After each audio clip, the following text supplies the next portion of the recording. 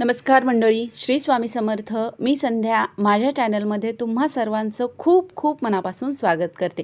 बघा मंडळी, उद्या म्हणजे 5 जुलैला शुक्रवारी आहे अमावस्या. आणि बघा, कोणत्याही महिन्याची अमावस्या असो, आपण काही ना काहीतरी उपाय केले तर त्याचा खूप चांगला फायदा आपल्याला होत असतो. म्हणून आपल्याला अमावस्येला संध्याकाळी कापरासोबत एक वस्तू जाळायची आहे आणि यामुळे घरातील जी काही नकारात्मकता आहे, आजारपण आहे, दारिद्र्य आहे, ते कायमचं निघून जाईल आणि घरामध्ये सुख समृद्धी आरोग्य नांदेल. बघा, अगदी 5 मिनिटामध्ये होणारा असा हा उपाय आहे. त्यामुळे आपण सर्वांनी हा उपाय करायचा आहे. बघा, हा उपाय केल्याने आपल्या घरामध्ये जर सततचा आजारपण आहे किंवा बघा कधी बघा लहान मुलं आहेत जी खूप चिडचिड करतात, खूप हट्टीपणा करतात. कधी बघा त्या मुलांकडे नुसतं बघितलं तरी त्यांच्याकडे पाहिलं की लगेच त्यांना दृष्ट लागते, त्यांना नजर लागते. त्यांच्यासाठी सुद्धा तुम्ही हा उपाय करू शकता. बघा, खूप दिवसाचे आजारपण घरामध्ये आहे, जातच नाही आहे, त्यांच्यासाठी सुद्धा तुम्ही हा उपाय करू शकता. बघा, अगदी घरातील सर्वांसाठी तुम्ही हा उपाय करू शकता. आणि आपण सर्वांनी हा उपाय उद्याच्या अमावस्येला संध्याकाळी आपल्याला हा उपाय करायचा आहे. यामुळे घरामध्ये सुख समृद्धी राहणार आहे, सर्वांचे आरोग्य नीट राहणार आहे आणि घरातील दारिद्र्य हे कायमचे निघून जाणार आहे. आता कसं करायचा हा उपाय हे जाणून घेण्यासाठी व्हिडिओ अगदी शेवटपर्यंत पहा. आणि जर तुम्ही माझ्या चॅनलवरती नवीन असाल तर चॅनलला सबस्क्राईब करा.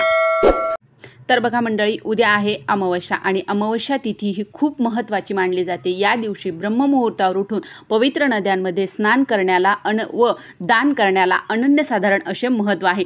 यामुळे आपल्याला पुण्य प्राप्त होत असते. त्याचसोबतच आपण काही उपाय देखील या दिवशी करायचे आहे. त्याचबरोबर या दिवशी आपल्याला आपल्या घरामध्ये जी काही नकारात्मकता आहे ती आपल्याला बाहेर काढायची असते. आणि त्याचबरोबर अमावस्या तिथीला माता लक्ष्मीचे आगमन होत असते. म्हणून आपल्याला आपल्या उंबरठ्यावर हळदीचं लेपन अवश्य करायचं आहे. आपल्या शक्य झाल्यास आपल्या दाराला आपल्याला आंब्याच्या पानांचं तोरण देखील लावायचं आहे. आपल्या मुख्य दरवाजा आहे तिथे आपल्याला एक दिवा देखील लावायचा आहे. त्याचबरोबर बघा, या दिवशी भगवान शिवशंकरांच्या शिवलिंगावर आपल्याला कच्चे दूध आणि गंगाजल एकत्र करून आपल्याला त्याने अभिषेक करायचा आहे. यामुळे आपल्याला पितृदोष, कालसर्पदोष जर असेल तर तो नष्ट होत असतो आणि आपल्या पितरांच्या आत्म्याला मोक्ष प्राप्ती होत असते. त्यामुळे आपल्याला या दिवशी शिवलिंगावर अभिषेक देखील करायचा आहे. आणि त्याचबरोबर आपल्याला एक उपाय करायचा आहे. आता बघा, हा उपाय आपल्याला संध्याकाळी करायचा आहे.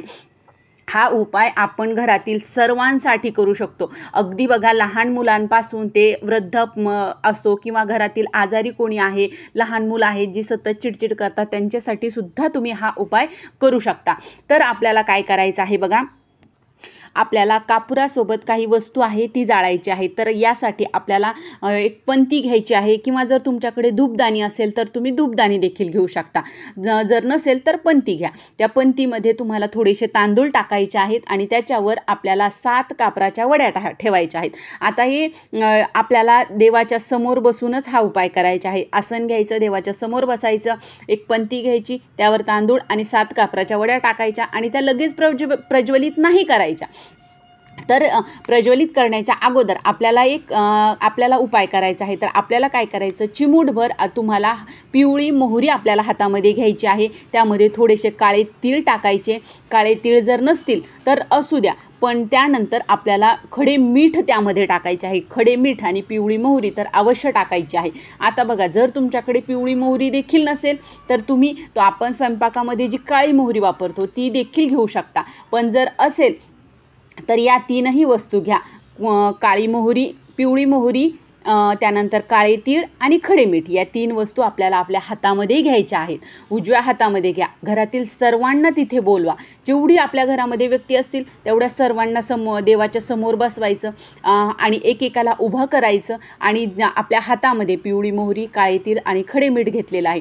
तर त्यांच्या डोक्यापासून ते पायाच्या नखापर्यंत आपल्याला गोल, म्हणजे ज्याप्रमाणे आपला घड्याळीचा काटा फिरतो अगदी त्याप्रमाणे आपल्याला ते गोल फिरवून उतरवून घ्यायचं आहे. खडे मीठ, काळे तीळ आणि पिवळी मोहरी उतरवून घ्यायची आणि उतरवत असताना आपण श्री स्वामी समर्थ, श्री स्वामी समर्थ, श्री स्वामी समर्थ असं म्हणत आपल्याला ते उतरवून घ्यायचं आहे. उतरवल्याच्या नंतर आपण जो धूपदाणीमध्ये आपण तांदूळ आणि त्यावर 7 कापराच्या वड्या ठेवल्या होत्या. तर त्या वड्या प्रज्वलित करायच्या आणि त्यामध्ये ही आपल्या मुठीमध्ये असलेलं जे काही आहे खडे मीठ, काळे तीळ आणि मोहरी ते त्यामध्ये आपल्याला टाकून द्यायचं आहे. टाकल्याच्या नंतर तिथेच बसायचं. थोडा वेळ आपण नामस्मरण करायचं आहे. श्री स्वामी समर्थ, श्री स्वामी समर्थ नामस्मरण करायचं आणि नंतर ती धूपदाणी उचलायची, आपल्या सर्व घरभर फिरवायची आहे. आणि बघा हा जो उपाय करत असताना आपल्या घरातील जी काही खिडक्या आहेत, दरवाजे आहेत ते सर्व आपल्याला उघडे करून ठेवायचे आहेत, जेणेकरून आपल्या घरामध्ये जी काही नकारात्मकता आहे ती सर्व खिडक्याद्वारे, दरवाजाद्वारे आपली बाहेर गेली पाहिजे. आणि बघा हे झाल्याच्या नंतर, फिरवल्याच्या नंतर आपला जो मुख्य दरवाजा आहे तो मुख्य दरवाजाच्या बाहेर सुद्धा जायचं आणि तिथे सुद्धा 7 वेळा उतरवून घ्यायची आहे ती धूपदाणी. आणि नंतर आपल्याला ते त्यामधले तांदूळ ते आहे ते एकदम शांत झाल्याच्या नंतर आपल्याला ते घंटागाडीमध्ये, तुम्ही डस्टबिनमध्ये किंवा निर्माल्यामध्ये तुम्ही ते टाकून द्यायचं आहे. बघा आता हा उपाय घरातील सर्वांनी करायचा आहे. बघा जरी आजारी व्यक्ती असतील तरी करा आणि जे ठणठणीत आहेत, अगदी छान आहेत घरातील, त्यांच्यासाठी सुद्धा करा. कारण काय होतं, आपण बाहेर जात असतो आणि बाहेरून आपल्यासोबत आपण कुठे कुठे जात असतो त्यासोबतच आपण बाहेरील नकारात्मकताही आपल्यासोबत घेऊन येत असतो. म्हणून ज्या वेळेस आपण ते खडे मीठ हे ओवाळतो, आपल्या अंगावरून उतरवून टाकतो, तर आपल्या आजूबाजूला असलेली जी काही नकारात्मकता आहे ती सुद्धा निघून जात असते आणि कापरामुळे आपल्या घरामध्ये असलेली सुद्धा नकारात्मकता बाहेर जात असते आणि आपल्या घरामध्ये सुख समृद्धी नांदत असते. त्यामुळे तुम्ही सर्वांनी हा उपाय करायचा आहे. आणि त्यानंतर आपल्याला एक अतिशय प्रभावशाली उपाय देखील करायचा आहे. हा उपाय देखील आपल्याला सायंकाळी करायचा आहे. तर यासाठी आपल्याला एक नारळ घ्यायचा आहे. हा देखील उपाय आपल्याला देवघराच्या समोरच बसून करायचा आहे. नारळ घ्यायचं, त्याची थोडीशी शेंडी काढायची, त्यावर आपल्याला 7 कापराच्या वड्या ठेवायच्या आहेत, पण एकदम 7 नाही ठेवायच्या. एक घ्यायची, ठेवायची, प्रज्वलित करायची आणि आपल्याला नामस्मरण करत राहायचं आहे. श्री स्वामी समर्थ, श्री स्वामी समर्थ, श्री स्वामी समर्थ. ही आता पहिली वडी आपली जळत आली की लगेच दुसरी वडी त्यावर ठेवायची आणि परत आपल्याला नामस्मरण करत राहायचं. परत ती जळत आली की त्यावर दुसरी ठेवायची. अशा एक एक करून आपल्याला 7 कापराच्या वड्या आपल्याला देवासमोर बसून त्या नारळावर जाळायच्या आहेत.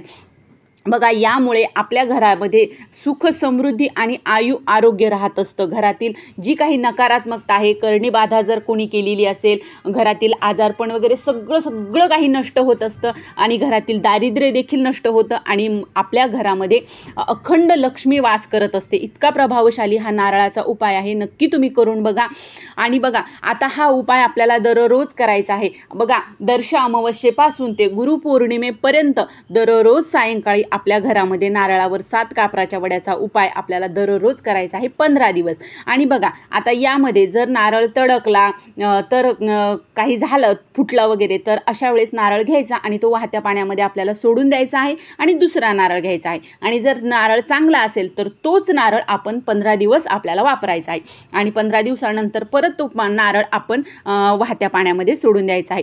तर अतिशय प्रभावी हे दोन्हीही उपाय आहेत. बघा पहिला उपाय आहे जो आपल्याला अमावस्येच्या दिवशी फक्त 1 दिवस करायचा आहे आणि दुसरा उपाय आहे जो आपल्याला अमावस्येपासून पौर्णिमेपर्यंत दररोज करायचा आहे.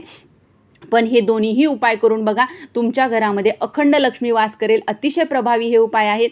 तर ही छोटीशी माहिती होती जी मला तुमच्यापर्यंत पोहोचवायची होती. जर तुम्हाला हा व्हिडिओ आवडला असेल तर व्हिडिओला लाईक करा, जास्तीत जास्त लोकांपर्यंत हा व्हिडिओ शेअर करा आणि माझ्या चॅनलला सबस्क्राईब करा. श्री स्वामी समर्थ.